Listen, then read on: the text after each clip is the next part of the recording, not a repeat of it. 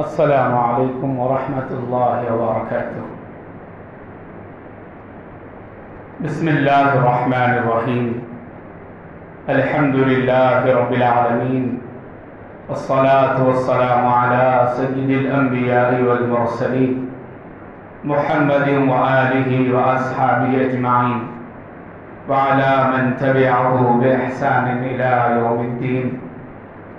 قال اللہ تبارک وتعالی فی القرآن المجید: اعوذ باللہ من الشیطان الرجیم، بسم اللہ الرحمن الرحیم۔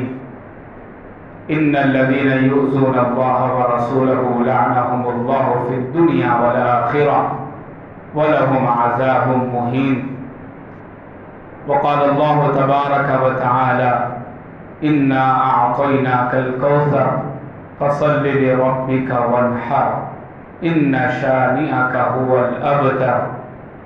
وقال اللہ تبارک وتعالی: نون والقلم وما یسطرون ما انت بنعمت ربک بمجنون وان لک لاجرا غیر ممنون وانک لعلی خلق عظیم۔ صدق اللہ العظیم۔ عزیزان محترم، نوجوان ساتھیوں، گھروں میں بیٹھ کر سننے والی عزت مآب مائیں اور بہنیں، اللہ تبارک و تعالیٰ نے روئے زمین پر جتنے احسانات کیے ہیں، ان سب میں سب سے بڑا احسان پیارے نبی صلی اللہ علیہ وسلم کا انسانیت کی ہدایت کے لیے بھیجے جانا ہے۔ اس سے بڑھ کر انعام شاید اللہ تبارک و تعالیٰ کسی بھی انسان پر نہیں کر سکتے تھے، جتنا بڑا احسان اللہ نے اپنے نبی کو ہمارے پاس بھیج کر کیا ہے۔ قرآن کریم میں اللہ نے اس احسان کو یاد بھی دلایا ہے کہ لقد من اللہ علی المؤمنین اذ بعث فیہم رسولا۔ اس آیت کے اندر اللہ نے لفظ احسان کا ذکر کیا ہے کہ اللہ نے احسان کیا ایمان والوں پر کہ ان کی طرف اپنا رسول بھیجا۔ ظاہر ہے کہ اللہ تعالیٰ کی جو ربوبیت ہے، اللہ تعالیٰ کی جو بادشاہت ہے، اس کی جو خدائی ہے، وہ پوری کائنات کے لیے ہے۔ یہی وجہ ہے ہم روزانہ سورہ فاتحہ میں الحمدللہ رب العالمین کہہ کر اللہ تعالیٰ کی کبریائی کو پورے عالم کے لیے، پوری یونیورس کے لیے ہونے کا اظہار کرتے ہیں۔ ایسے ہی اللہ نے سب سے آخری نبی امام الانبیاء، تاجدار مدینہ، سرور کائنات محمد مصطفیٰ صلی اللہ علیہ وسلم کو جو مبعوث فرمایا، وہ بھی پوری یونیورس کے لیے ہے، پوری کائنات کے لیے ہے۔ جیسے خدا کی ربوبیت عالمین کے لیے ہے، رب العالمین ہے، ایسے ہی مصطفیٰ کی مصطفیت اور مصطفیٰ کی جو رسالت ہے وہ بھی پوری کائنات کے لیے ہے۔ آپ کو اللہ نے وما ارسلناک الا رحمتا للعالمین کا لفظ آپ کے لیے استعمال کیا گیا۔ یہی وجہ ہے کہ مسلمانوں کو ایک مسلمان، ادنا سے ادنا مسلمان جو شراب پیتا ہو، جوا کھیلتا ہو، ہر وقت نشے کی حالت میں رہتا ہو، گناہوں کے اندر وہ لطف ہو کر زندگی گزارتا ہو، لیکن حرمت رسول کا جب مسئلہ پیش آئے، جب رسول اللہ صلی اللہ علیہ وسلم کی شان اقدس میں کسی بھی قسم کا کوئی فرق پیش آئے، اس کا دل بے چین و بے قرار ہو جاتا ہے، وہ تڑپ جاتا ہے، وہ ہر چیز کو گوارا اور برداشت کر سکتا ہے، لیکن رسول کی شان میں گستاخی، رسول کریم صلی اللہ علیہ وسلم کی مبارک شخصیت پر کسی قسم کی کوئی آنچ آ جائے، یہ ادنا سا ادنا مسلمان، چھوٹا سا چھوٹا مسلمان بھی اس بات کو برداشت نہیں کر سکتا۔ اور حقیقت یہ ہے میرے بھائیوں کہ دیگر امتوں میں اور ہماری اس امت میں بہت بڑا فرق ہے۔ ویسے تو آسمانی کتابیں بھی، آسمانی انبیاء بھی بہت سے آئے، تقریباً 1,24,000 انبیاء کو اللہ نے انسانوں کی ہدایت کے لیے اس دنیا کے اندر اور اس دھرتی پر مبعوث فرمایا، لیکن آپ دیکھیں گے سارے انبیاء کا ان کے امت کے ساتھ جو تعلق ہے اور ہمارے اس امت کا اپنے نبی کے ساتھ جو تعلق ہے، اس میں آپ کو زمین و آسمان کا فرق نظر آئے گا۔ دیگر امتوں کو ان کی خدا کی توہین ہو جائے، ان کے رسول کی توہین ہو جائے، اس سے انہیں کوئی مطلب نہیں، کوئی فرق نہیں پڑتا، اور انہیں کوئی ان کا دل نہ تڑپتا ہے، نہ اس کے لیے وہ بے چین و بے قرار ہوتے ہیں، کیونکہ ان کا کنیکشن اپنے نبی سے جیسا ہونا چاہیے تھا ویسا ہے ہی نہیں۔ آپ کو اس کی میں مثال دیتا ہوں۔ دنیا کے اندر بہت سے انبیاء آئے، لیکن سب سے زیادہ جو مشہور نبی ہیں وہ حضرت موسیٰ علیہ السلام ہیں، جن کی قوم آج بھی دنیا کے اندر یہودی زندہ ہیں۔ باضابطہ ان کا وہ ایک ملک کے اندر ناجائز قبضہ کر کے بسے ہوئے ہیں، آپ اچھی طرح جانتے ہیں۔ آپ کو یاد ہوگا جس وقت حضرت موسیٰ علیہ السلام نے اس جو ہے اپنی قوم کو مخالفین کے خلاف، دشمنوں کے خلاف لڑنے اور ان کا مقابلہ کرنے کے لیے اپنے پاس بلایا، اپنے ساتھ چلنے کے لیے انہیں دعوت دیا، تو ان کی قوم نے کیا کہا؟ قرآن کہتا ہے ان کی قوم نے کہا کہ فَاذْهَبْ أَنْتَ وَرَبُّكَ فَقَاتِلَا إِنَّا هُنَا قَاعِدُونَ، کہ موسیٰ علیہ السلام کے فالورز نے یہ کہا کہ اے موسیٰ، آپ اور آپ کا خدا جاؤ، جا کر دشمنوں کا مقابلہ کرو، ہا ہونا قاعدون، ہم یہاں بیٹھ کے تماشا دیکھیں گے کہ کون کامیاب ہوتا ہے کون ناکام ہوتا ہے۔ قرآن کی آیت ہے۔ حضرت موسیٰ علیہ السلام کی قوم اپنے نبی سے قوم کہہ رہی ہے کہ تم اور تمہارے خدا جا کے لڑ لو، ہم تماشا دیکھیں گے۔ یہ کنیکشن آپ کو اس سے سمجھ میں آتا ہے کہ کیسا کنیکشن ہے امت کا اپنے نبی سے۔ دوسری مثال آپ حضرت عیسیٰ علیہ السلام، بہت بڑی جماعت کرسچینٹی اس وقت دنیا کے اندر موجود ہے، آپ ان کے فالوورز کا حال دیکھیے۔ جس وقت حضرت عیسیٰ علیہ السلام کو پھانسی پر چڑھانے کے لیے سازش کی گئی، یہ الگ بات ہے کہ وہ اس سازش میں کامیاب نہیں ہو سکے۔ قرآن کہتا ہے وَمَا قَتَلُوهُ وَمَا صَلَبُوهُ وَلَكِنْ شُبِّهَ لَهُمْ، عیسیٰ علیہ السلام کو نہ ہی قتل کیا گیا نہ ہی پھانسی دی گئی، لیکن لوگ شک میں پڑ گئے۔ قرآن کہہ رہا ہے تو جس وقت حضرت عیسیٰ علیہ السلام کو پھانسی پر لٹکایا جا رہا تھا، ان کے جو حواریین تھے، ان کے جو چاہنے والے فینس تھے، ان کی جو نیشن، ان کی جو قوم وہاں کھڑی ہوئی تھی، کوئی ایک بندہ بھی آگے آ کر اپنی جان پر کھیل کر نبی کو بچانے کے لیے تیار نہیں تھا، سارے لوگ تماشا دیکھ رہے تھے۔ آپ اس سے اندازہ کر سکتے ہیں کہ کیسی محبت ہے ان کی۔ آپ ہماری طرف آئیے، امت محمدیہ کی طرف آئیے، پیارے نبی کے اسٹوڈنٹ حضرات صحابہ کی مقدس جماعت کی طرف آئیے۔ پوری دنیا میں نبی کے بعد، حضرات انبیاء کے بعد سب سے مقدس اور پاکیزہ جماعت پیارے نبی کے اسٹوڈنٹس حضرات صحابہ کرام رضوان اللہ علیہم اجمعین کی جماعت ہے۔ آپ ان کی محبت دیکھیے۔ غزوہ بدر کا موقع ہے، حضرت سعد بن ربیع رضی اللہ تعالیٰ عنہ زخموں سے چور ہیں، دشمنوں کے مقابلے میں 12 تیر ان کے جسم پر مارے گئے ہیں۔ میرے بھائیوں، ایک تیر لگ جائے تو انسان کی حالت کیا ہوتی ہے آپ اندازہ کر سکتے ہیں۔ معمولی کانٹا چپ جائے انسان بے چین اور بے قرار ہوتا ہے۔ ڈاکٹر کے پاس ہم انجیکشن لینے کے لیے جاتے ہیں، کتنی ہیبت سے ہم گزرتے ہیں انجیکشن کے مراحل میں، آپ سمجھ سکتے ہیں۔ جس شخصیت کو 12 تیر لگے ہوں اس شخصیت کا عالم کیا ہو سکتا ہے۔ زخموں سے چور ہیں، میدان احد کے اندر پڑے ہوئے ہیں، اتنے میں سامنے سے حضرت ابی بن کعب کا گزر ہوتا ہے۔ حضرت ابی بن کعب کو دیکھ کر زخمیوں سے چور حضرت سعد بن ربیع یہ نہیں کہتے کہ مجھے بچا لو، مجھے ہیلپ چاہیے، کچھ نہیں کہتے، بلکہ کہتے ہیں اے ابی بن کعب، ہمارا فرض ہے کہ ہم نبی کی حفاظت اس وقت تک کریں کہ اگر پورے کے پورے شہید ہو جائے اور نبی اگر ہم میں سے کوئی ایک بھی زندہ رہے اور نبی کی شخصیت پر کوئی آنچ بھی آ جائے تو ہم قیامت کے دن پکڑے جائیں گے۔ یعنی حضرت سعد بن ربیع یہ کہہ رہے ہیں کہ سارے کے سارے صحابہ بھی شہید ہوتے ہیں اور سرکار بچ جاتے ہیں تو یہ بہت سستا سودا ہے، ہمارے لیے سرکار بچ جائیں، اس کے لیے سرکار کی جان کو بچانے کے لیے، سرکار کو بچانے کے لیے ہم سب شہید ہو جائیں، کوئی فرق نہیں پڑتا۔ آپ کو یاد ہوگا حضرت زید بن دسنہ کو اسی غزوہ احد میں ظالموں نے گرفتار کر لے گئے تھے، اور ان کو قریش کے کسی سردار کے بدلے میں جب ان کو شہید کرنے کا وقت آیا، سارے لوگ کھڑے ہوئے ہیں حضرت زید بن دسنہ کو، اب ان کی گردن پر جو ہے تلوار چلنے والی ہے، اتنے میں دشمن رسول کھڑے ہو کر حضرت زید بن دسنہ کو ایک آفر دیتا ہے اور یوں کہتا ہے اے زید بن دسنہ، تم صرف اتنا کہہ دو کاش اس وقت میری جگہ محمد ہوتے تو میں تمہیں چھوڑ دوں گا، یعنی میں تمہارا قتل کرنے کے لیے جا رہا ہوں، چند سیکنڈ میں تمہاری گردن اڑا دی جائے گی، تم ایک لفظ اگر کہتے ہو تمہارے لیے آفر ہے، تمہاری جان بچ سکتی ہے، اے زید بن دسنہ تم صرف اتنا کہہ دو کہ کاش میری جگہ محمد ہوتے اور میں گھر میں بیٹھا ہوا ہوتا، میں تمہیں چھوڑ دوں گا۔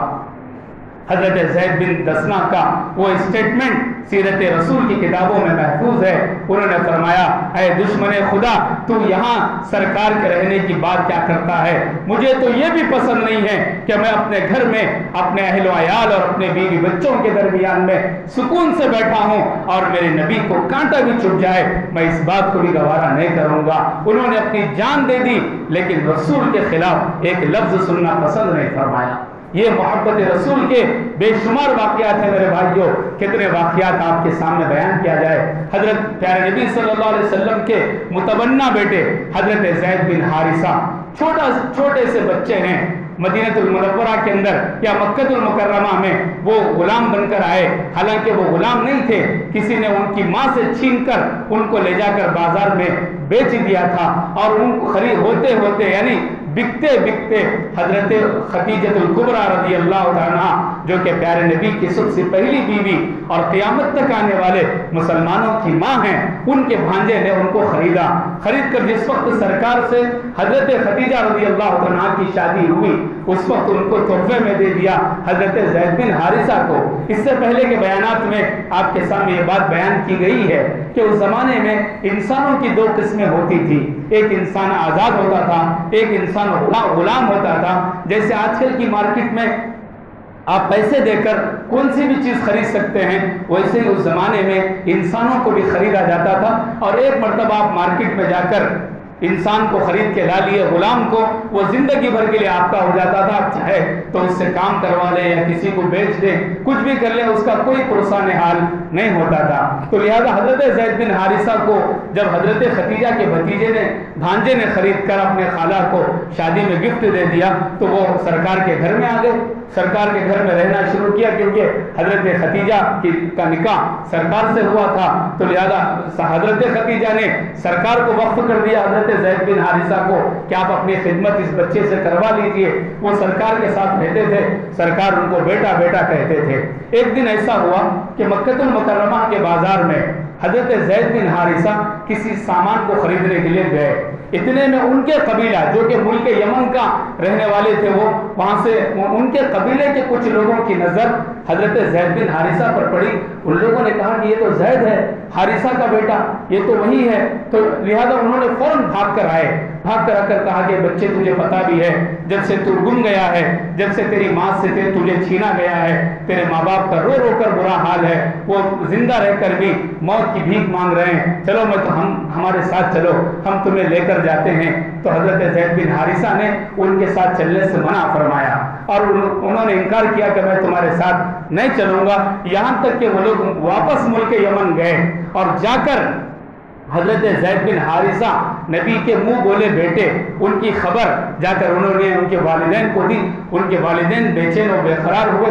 فوراً اسی وقت 3 افراد حضرت حارثہ یعنی زید کے والد، ان کے چاچا، ان کے بھائی کا نام میرے ذہن سے نکل رہا ہے، انشاءاللہ یاد آئے تو بول دوں گا، وہ تینوں مل کر مکے کو آئے. مکے کو آ کر دربار رسالت میں حاضر ہوئے اور فرمایا. اور پھر آتے آتے ان لوگوں نے کم سے کم بڑے بڑے تھیلیوں میں دینار اور دراہم بھر کر لے کر آئے. پتہ نہیں اس جو ہے جن کا غلام زید بن حارثہ بنے ہوئے ہیں وہ کتنا ڈیمانڈ کریں گے ان کو بیچنے کے لیے. لہذا انہوں نے اپنے ساتھ بہت سے درہم و دینار کیونکہ اچھے خاندان کے تھے لے کر واپس آئے اور یہاں سرکار کی خدمت میں حاضر ہوئے اور فرمایا کہ ہم نے سنا ہے کہ آپ کے پاس ہمارا بچہ قید ہو کر آیا ہے، غلام بن کر آیا ہے، آپ جتنا منہ بولے رقم بولیں گے ہم اتنا رقم پیش کر دیں گے، آپ ہمارا بچہ ہمیں واپس کر دو. سرکار نے مسکرا کر فرمایا کہ بھائی آپ کی رقم لے کر میں کیا کروں گا، مجھے کسی رقم کی ضرورت نہیں ہے، میں ابھی زید کو بلا دیتا ہوں، اگر وہ آپ کے ساتھ چلنا چاہے لے کر جائیے، لیکن اگر وہ یہاں رکنا چاہے تو زبردستی مت کیجیے، میری گزارش ہے. سرکار نے اتنی بات فرمائی. حضرت زید بن حارثہ کو بلایا گیا. ماں باپ، والد تھے، بھائی تھے، سب اٹھ کر، ان کو بھی ایک لمبا زمانہ ہوا تھا نہیں مل کر. ظاہر ہے کہ اپنا کھویا ہوا بچہ جب واپس ملتا ہے ماں باپ کے چہرے پر، ان کے گھر والوں کے چہرے پر کتنی خوشی ہو سکتی ہے آپ اس کا اندازہ کر سکتے ہیں. لیکن وہ جو ہے وہاں رونا دھونا ہوا، سب نے لپٹ کر رویا اور حضرت زید بن حارثہ سے کہا کہ چلو ہم تمہیں لینے کے لیے آئے ہیں. حضرت زید بن حارثہ نے چلنے سے انکار کر دیا. یہ دنیا کا شاید یہ پہلا واقعہ ہوگا کہ جب ایک بیٹا اپنے باپ کے ساتھ چلنے سے انکار کر رہا ہے کیونکہ وہ غلام محمد بن کر وہاں رہ رہا تھا، نبی کے گھر کا ممبر بن کے رہ رہا تھا، ایسا عشق رسول کا مظاہرہ نبی کے گھر، آپ اس سے کئی باتوں کا اندازہ لگا سکتے ہیں۔ سب سے پہلی بات تو یہ ہے کہ ایک غلام، حالانکہ غلام ایک سرونٹ ہوتا ہے، ایک نوکر ہوتا ہے، وہ چاہتا ہے کہ اسے آزادی ملے، اسے فریڈم ملے، وہ کسی کے انڈر میں رہ کر کام نہ کرے بلکہ وہ بھی خود مختار رہے، ہر شخص چاہتا ہے۔ لیکن یہاں معاملہ بالکل برعکس تھا، کیونکہ وہ رحمت للعالمین کے غلام بن چکے تھے۔ انہوں نے کہا ابا جان آپ چاہے تو امی جان کو یہاں لا لیجئے، یا کچھ اگریمنٹ کر کر سرکار سے آپ مجھے لے کر جائیے کہ 8 دن میں واپس لا کے چھوڑوں گا، میں آنے کے لیے تیار ہوں، لیکن ہمیشہ کے لیے آپ کے ساتھ آؤں یہ ممکن نہیں ہے۔ حضرت ان کے بھائی جو بعد میں چل کر انہوں نے اسلام کو قبول بھی کیا ہے، وہ انہوں نے اسلام لانے کے بعد اس حالت کو بیان کیا، میں نے زید بن حارثہ کو سائڈ میں لے کر گیا، سرکار بھی وہاں سے ہٹ گئے، ہو سکتا ہے میری صورت دیکھ کر بچہ جو ہے پریشر میں آ کر ساتھ میں جانے سے انکار کرا، وہاں سے ہٹ گئے۔ ان کے بھائی نے ہاتھ پکڑ کر کہا کہ دنیا میں کون سا ایسا شخص ہوگا جو آزادی کے مقابلے میں غلامی کو پسند کرے۔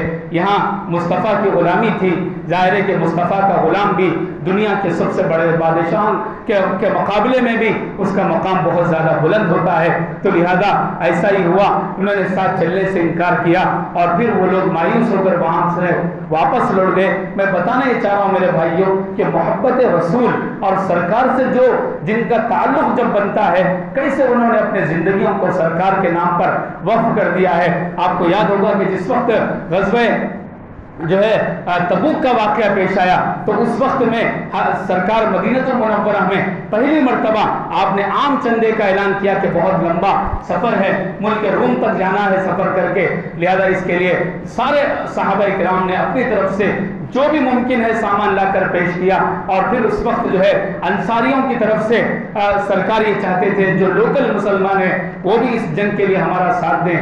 سرکار کھڑے ہو کر آپ نے ایک تقریر فرمائی، اس کے بعد جو ہے انصاریوں کی طرف سے ایک صحابی رسول کھڑے ہوئے، شاید غالباً حضرت سعد بن وقاص رضی اللہ تعالی عنہ ہے، وہ کھڑے ہو کر انہوں نے کہا کہ یا رسول اللہ آپ یہ چاہتے ہیں کہ انصاری آپ کا ساتھ دیں، ساتھ دینے کی بات آپ کیا کرتے ہیں؟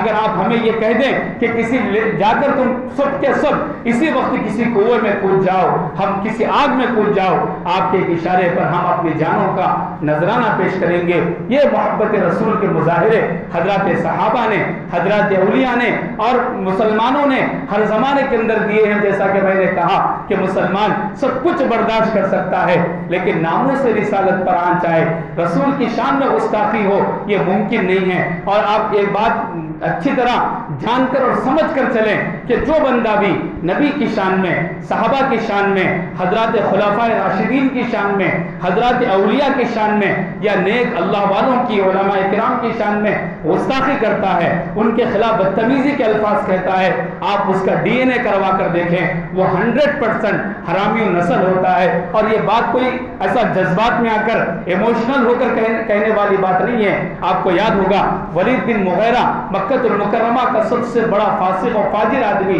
سرکار کی شان میں ہمیشہ گستاخی کیا کرتا تھا۔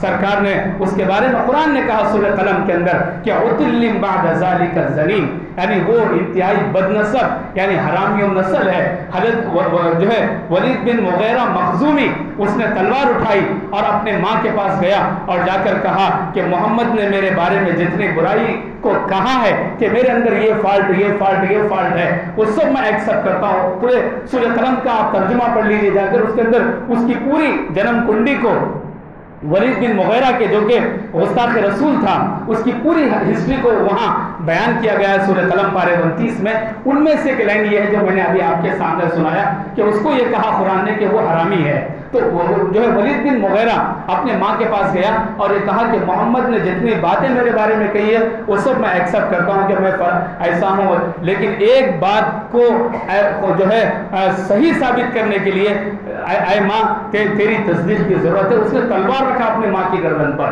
اور یہ کہا کہ بتا کیا میں حرامی نسل ہوں یا میں حلالی نطفہ ہوں، اس کے بارے میں تیری تصدیق کی ضرورت ہے۔ اس کی ماں گھبرائی ہوئی تھی۔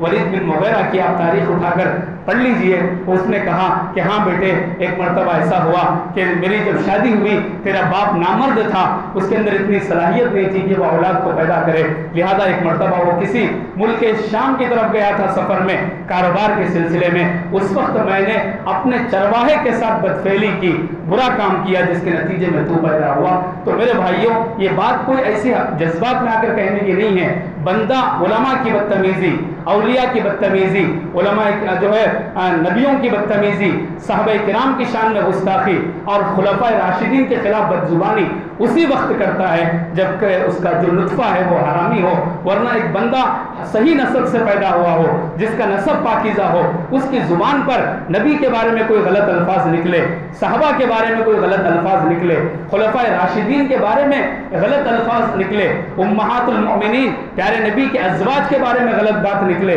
یہ ممکن ہی نہیں ہے، یہ پاسبل ہی نہیں ہے۔ ایسے نازک وقت میں جبکہ سوشل میڈیا پر نبی کی شان میں مسلسل گستاخیاں جاری ہیں، ملک کے طول و عرض میں ہر 4 دن میں ایک حرامی نسل کھڑے ہو کر نبی کی شان میں گستاخی کرتا ہے۔ ہماری ذمہ داری ہے کہ پہلے سے کہیں زیادہ ہم قانون کا سہارا لے کر ان ظالموں کے خلاف جو قانونی کارروائی ہو سکتی ہے اس کو کریں، اور اس کے ساتھ ساتھ نبی کے سنتوں کو اپنا کر نبی سے حقیقی محبت کا ثبوت پیش کریں۔ اللہ تعالیٰ سے دعا ہے اللہ مجھے آپ کو توفیق عمل نصیب فرمائے۔ وآخر دعوانا الحمدللہ۔